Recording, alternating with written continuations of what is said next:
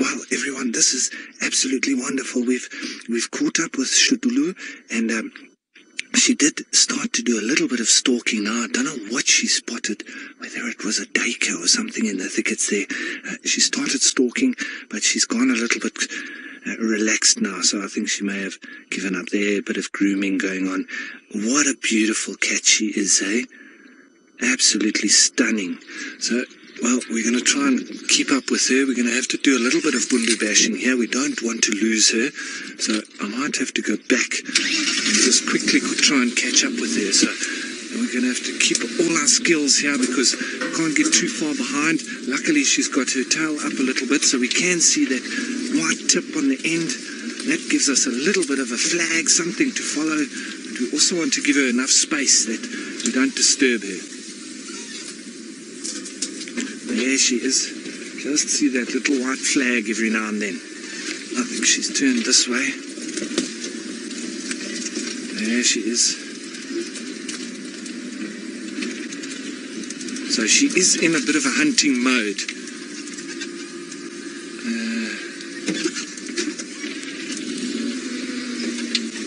Let's try it through there.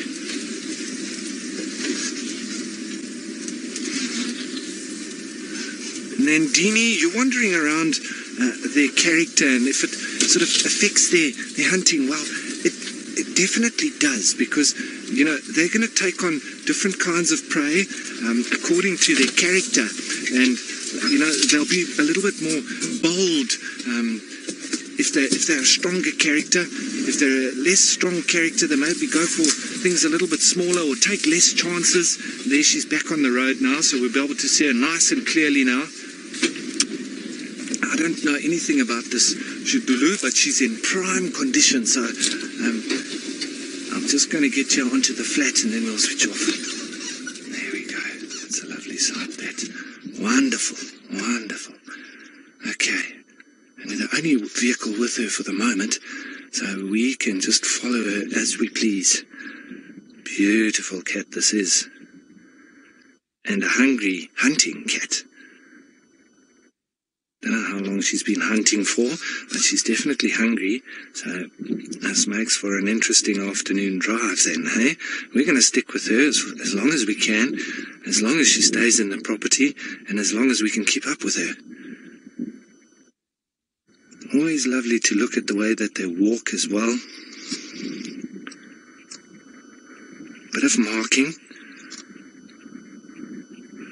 Now, Zev, around the territories with leopards, they can try to obviously keep their young or their offspring in the same territory that they are in, but it all depends on the dynamics. Oh, look there. Looks like she smells something. She's moved in the bush there, so I'm going to try and catch up. So Zev, yes, absolutely, she can. They will attempt to try and keep... like Tandi would try to keep, you know, the little Tlalamba in the same territory, but it all depends on the dynamics of the rest of the leopards in the area.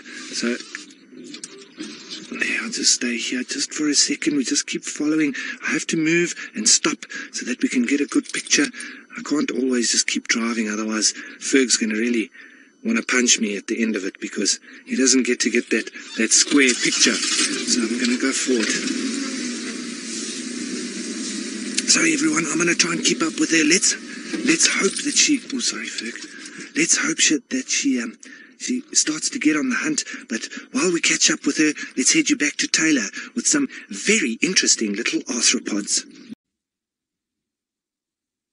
Very regal she is looking indeed. And I must say that this is my new favorite cat. I did have a little soft spot for Tandi, which I still do because she was the first cat that I saw on Djuma on my interview drive, but now on bushwalk I found Xidulu, and now we found her immediately after again on the afternoon drive. What luck, eh? So, well, I hope I can spend some more time with her, and maybe we can, hopefully she'll stay on Djuma and we can spend some more time with her. That'd be wonderful. She seems to keep disappearing back off into Buffelshoek, but she's come now a little bit deeper, a little bit more south, into the concession. So let's see if she hangs around or if she disappears back into the northern side. But she's definitely looking for something to eat. Very aware, and she keeps on sniffing the air, and every now and then she picks up a scent of something, antelope-wise. You see how she keeps raising the head? That's just some francolin behind us, crested francolin. Wow, look at those eyes, eh? She's quite an angry-looking female. She's not very soft eyes. She's quite and those eyes are quite tough, eh? And when I showed the photos to my family from this morning, I was saying, wow, she looks angry with you. I said, well, she was quite relaxed, but very angry-looking eyes.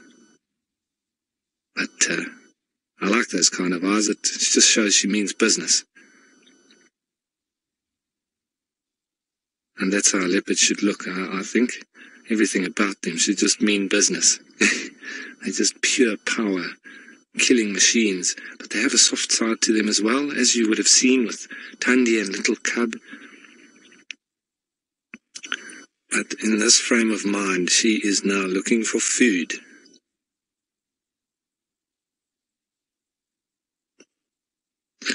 So now, I think from one leopard to another, but from a female to a male.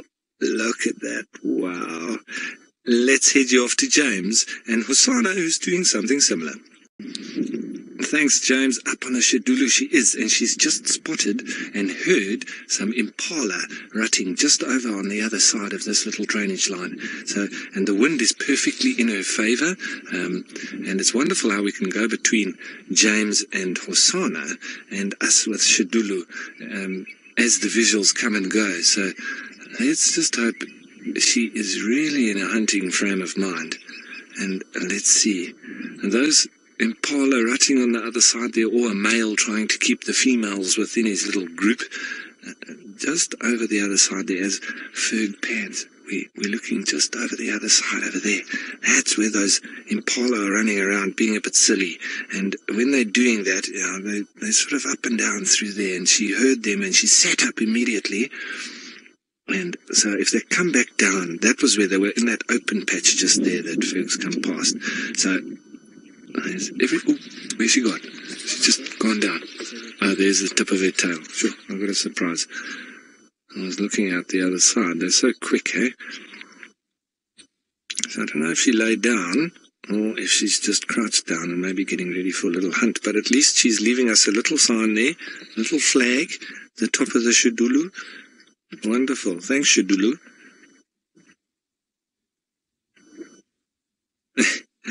Yes, that is a leopard. You wouldn't know it if we hadn't seen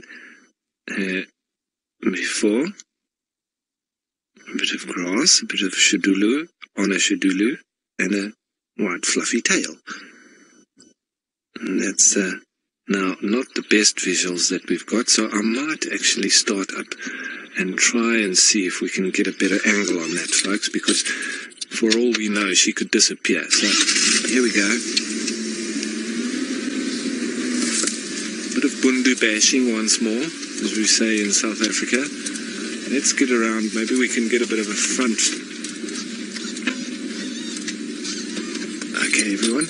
While we just try to reposition, she's now just gotten up, but I'm going to just try and get into a better position a little bit. Let's head you back to James with Hosana, and I think with a little bit of a puddle or so, I think. Yes, we are still with her, everybody, and she is now really on the hunt. She spotted some kudu off in the distance, but I think they might be a little bit big for her. She's moving now into the area where those impala were, and really on the hunt, eh? Look at that. So, this might be our lucky day from seeing her this morning. I think she's now spotted that it's kudu. Possibly. What was that? Either that, or she's picked up a scent of maybe another leopard. Something really turned her around there. On the button, she stopped and turned around immediately. And it was like she smelt something, the way that she was flexing her mouth. Very interesting, that. Now she stopped and turned around, unless she thought maybe she was a little bit too exposed. Let's just see what she does. We're going to follow her. Let's start up and move up a little bit. This is very nice now because she's also going into a very open area. So nice and clear for us. It's not as thick as it was earlier. I think she may have seen that those animals are a little bit too big for her. And obviously if she goes in a bit too close and they spot her, they'll give away her position. That kudu is a bad animal for a leopard to get spotted by, because they make such a booming bark that the whole area here is going to know that there's a leopard around here, and everybody will go on high alert. So she doesn't want to let those kudu know that she's here.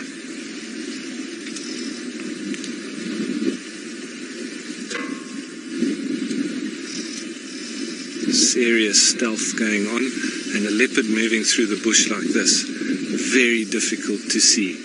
If we didn't know that she was here, we would never be able to spot her just from randomly driving through the bush. Except with that little white fluffy tail, that's always a little bit of a giveaway.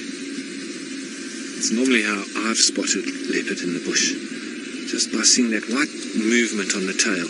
And there might be a nice little two-shot with the sun in the background. But we'll go in on her and have a look. But they're totally focused.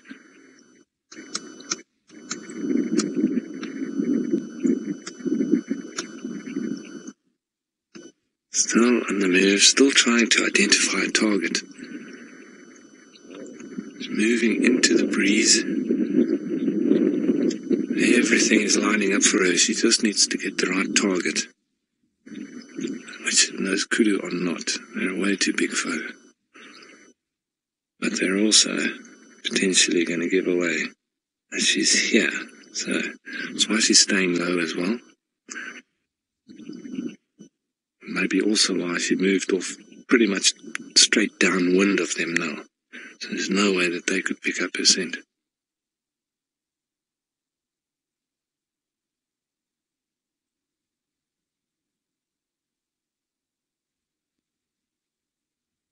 Kia, there is every possibility that she could be pregnant, but you wouldn't know until the very late months, or the very late months before she's going to give birth, because cats don't really show if they're pregnant. You know, they still need to hunt, and so the little cubs are very small, and it doesn't really last that long either. Now look at her. Now she's starting to focus. She's really coming straight towards the vehicle, almost using us as cover.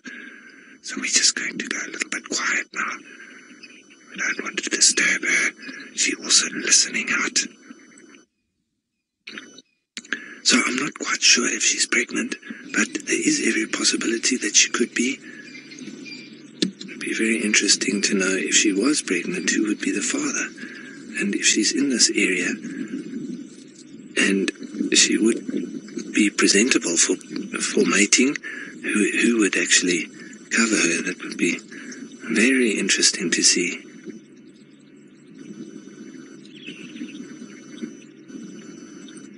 Oh, lovely yawn there. Looking straight at us. She's probably about 10 meters away from the vehicle. Quite close. Very habituated, hey? There's not many places in the world that you can enjoy leopard sightings like this. In this part of the Sabi Sands, other guides have done their work so well in habituating them with the vehicle. She's now starting to come just towards the back of the vehicle, as I said, almost using us as cover. There we go. She's now going around the back. Our flag's going to have to spin around. She's gone right behind us, and she's actually heading straight towards those kudu. Look at her. She's totally focused. That's a big prey to take on, love. Also like that little white tail on the end, always like a little rudder.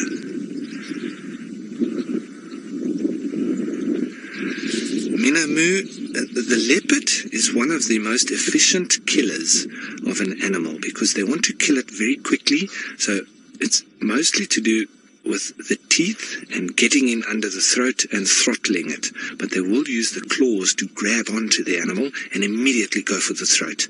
And they want to kill it as quickly as possible and move it off, because it can very easily give away her presence to other predators, and then they can come in and attempt to either steal the prey or even kill her or anything. So she wants to stay absolutely underneath the radar. So kill that animal as quickly as possible, get it under cover, and possibly even get it up a tree. Now, there are a couple of birds coming around. There's a couple of long-tailed shrikes. One of them just gave an alarm call, but only once. It just went a quack. So, yes, and I mentioned that there was an alarm call, but it's very windy, so that's why you wouldn't have been able to hear it. See how that grass is moving? It's very breezy at the moment. It's almost like there's a little bit of a system coming in. It's been quite windy this afternoon. It was very hot this afternoon, earlier, about around midday. It was, in the 90 degrees Fahrenheit, around 32 degrees centigrade. But it's cooled off quite substantially now.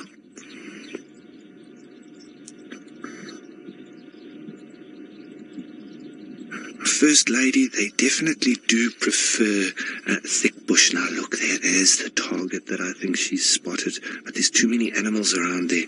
Leopards, they're very good ambush hunters, First Lady, so they like to be in the thick stuff. So when it's a little bit open like this, at least there's some long grass. But she'll use cover to get through to those animals there. But as I say, a little bit open here. And you see how she... that's where the term comes from, leopard crawling. She may have got a little thorn there, that she's just pulled out with her teeth. They're not immune to thorns. They do have quite soft pads, but she's not quite leopard crawling just yet. She's doing a half leopard crawl, but still staying underneath the radar, using cover all the way. And that little irritated or fidgeting tail says to me how she's really focusing, but that tail always indicates the mood.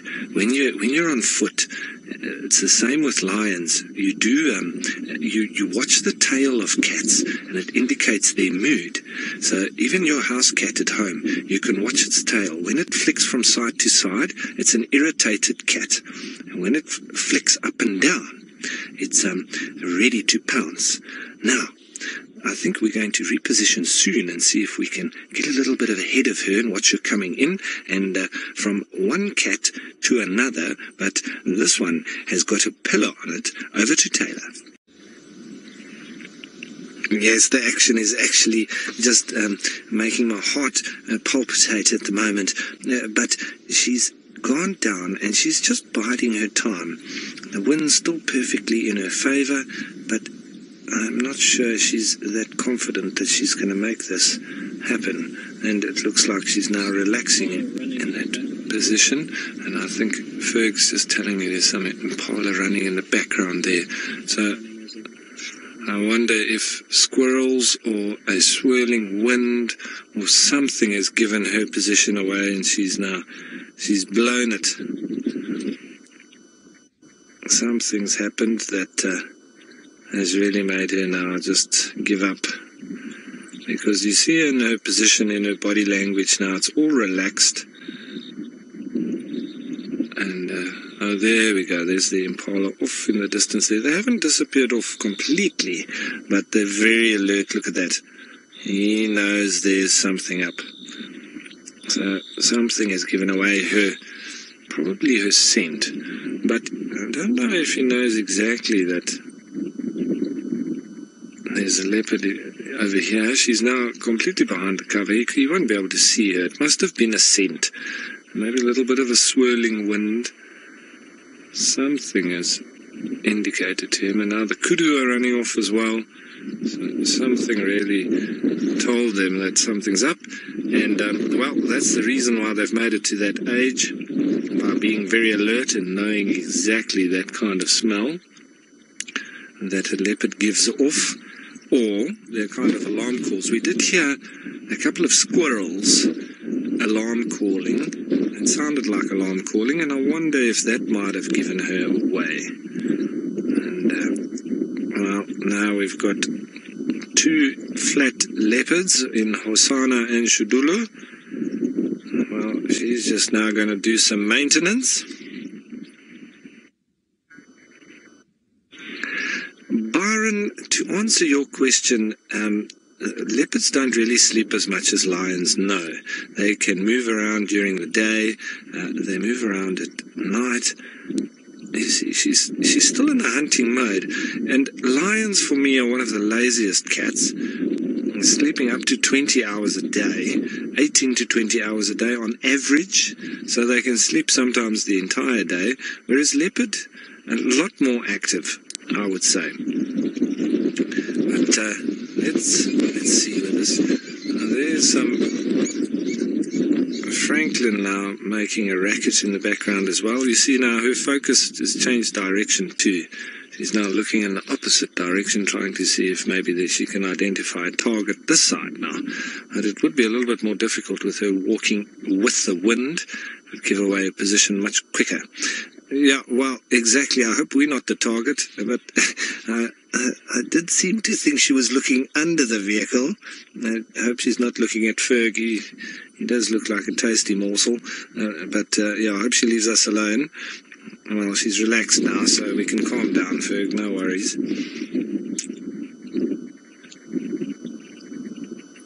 But she's still a mean-looking cat, and I don't know, I like a bit of a cat with attitude. Oh, she's going to doze off quickly, a bit of a cat nap. Oh my word. Hey? That's the quickest little doze I've ever seen. And there she goes again. So from totally alert to totally asleep in milliseconds. That is phenomenal. But the ears never stop twitching and listening out. See that third eyelid that also comes over that I think it's called a nictitating membrane. And watch if she opens her eyes. You can see, and that also helps protect her eyes from getting spiked. From there, you see it how it came back there? That's very interesting. I see it on my basset hound sometimes when it gets very hot. It also gets that third eyelid coming through. Very interesting. She opens her eyes and then that little membrane comes back. The ears getting irritated by the wafting grass. The cats, they don't like anything prodding the hairs in their ears because they're using it to feel and hear, and obviously all that hair that will stop things from going into their ears. And when it gets touched, it must tickle. Quite irritating. So it stops the flies from getting inside.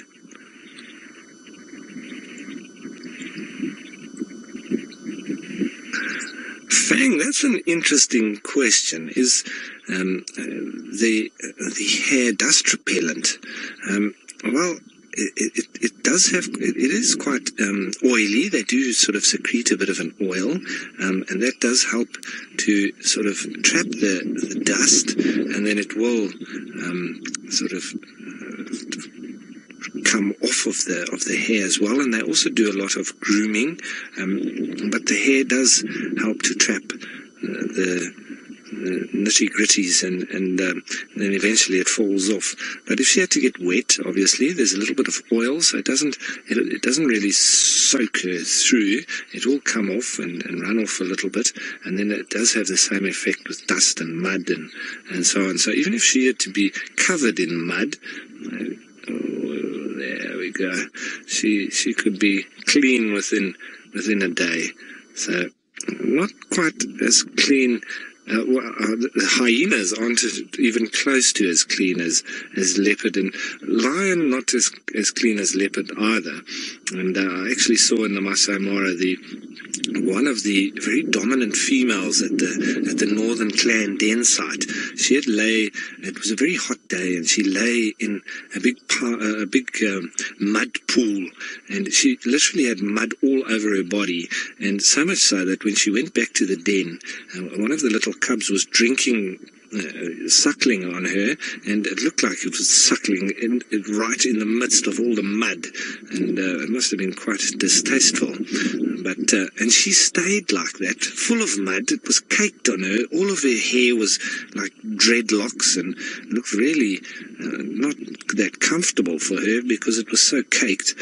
But she stayed like that for almost 2 weeks. I think eventually it just fell off, but she made no attempt to clean it. Here she goes on the move again. This is what we want to see. Thank you, Xidulu. I'm glad you had your little cat nap, your power nap. Maybe she's charged up again, ready for some hunting. Very breezy at the moment, so you're probably not going to be hearing any bird calls or animal sounds unless it's very loud. So, well, I'll have to describe things to you as we go along. There she changes direction again. I'll let her move a little bit before I catch up with her. That's also quite important, eh? She's been habituated to the vehicles, but we need to be very careful.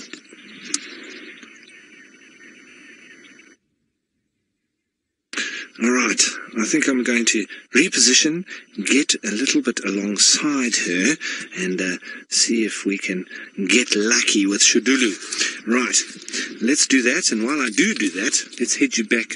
And Taylor, I think she's near to camp and in the tent. Okay, everybody, well, unfortunately, Xidulu has now just crossed over the main road, and she's heading now out of the boundary.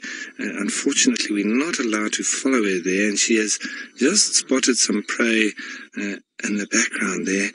But she's on the move into the area we're not allowed to go, so we just wanted to quickly show you her on a last little peek here. And she was moving quite fast. She's now stopped, and there she goes again. And I just wanted to enjoy her for a last little brief moment.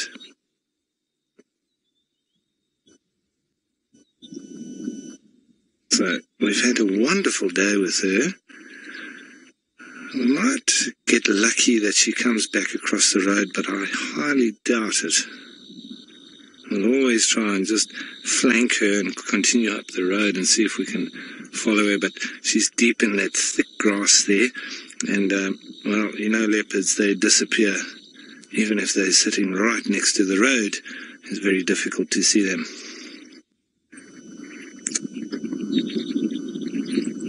So fortunately not the best view, and I think that might be us.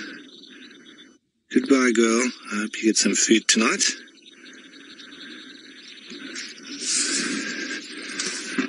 And, well, at least we've still got one spotted cat in sight. So as she disappears off into the brush, let's head you back to James, who at least has got a better view than we do. Yes, hello everybody. And, well, we've just managed to, I think it's still Xidulu. And he's now come up the road. I think she's just circled round. So I'm just going to spin around. We've been quite lucky. She's come back on the road. So we're back with her. We're back. I thought that was it. She was gone. But she obviously wasn't successful with whatever she was chasing there and decided to double back and around. So we spun around and got lucky that we spotted her. We could so easily have just gone away and would not have seen her again, but we got lucky. Sorry about that. Just trying to get us around on a tight space here, everyone, but she's on the road. I hope she doesn't give us the old switcheroo and go back through there anyway. Let's hope she stays on this side of the road.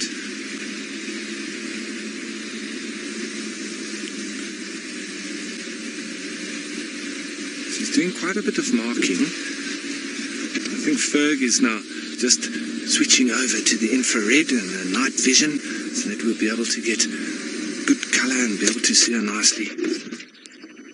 The wind is starting to drop a little bit now, so you'll quite possibly be able to hear the birds calling and so on. There's a little pearl-spotted owlet calling next to us. She's doing quite a bit of marking.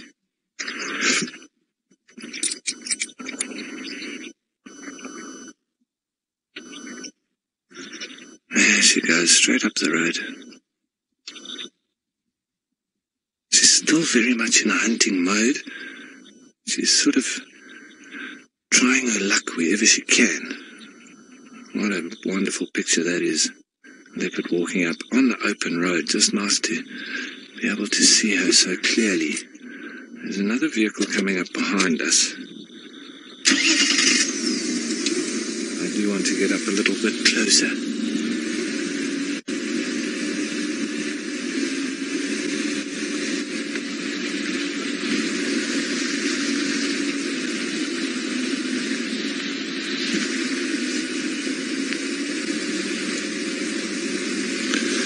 Angie, that's a good question that you're asking about the vehicles and guides deterring them from hunting. They can do sometimes. That's why it's very important for us to try and keep our distance.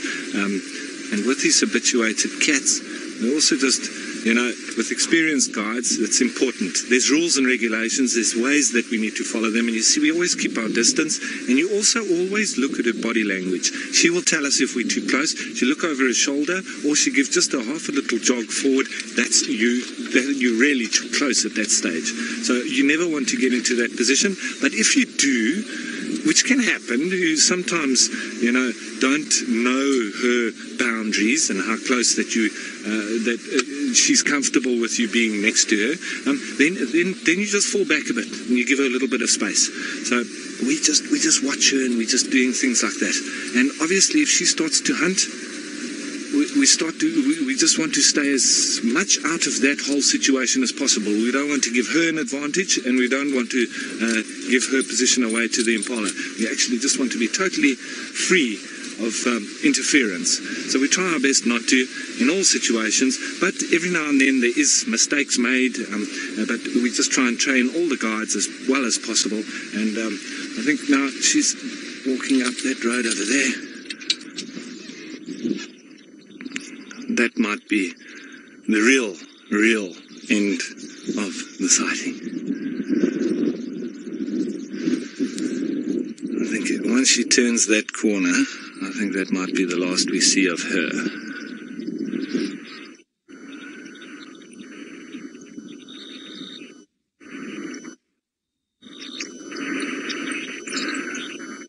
First Lady Shah, you're asking a very interesting question. And the thing is that everybody's got their particular smell, and overlaying female markings could potentially confuse maybe an unsuspecting male or a young male, an inexperienced male or an inexperienced female, a youngster. But generally, once they get to know the particular individual smells of different male and female scents, and once they get a little bit older, it's such a fine, acute sense of smell that they can actually pick up each and every individual. So I'm going to move forward a little bit and see if we can pick up. She's disappeared into the grass on the side there. So, for all intents and purposes, I think it might be the last that we see of her. But, I thought that the last time, and she popped out again. So just need to keep running in this area and see what happens. We'll wait here for a little while. At the moment, there's no visual, but all we can do is hope for the best at the moment.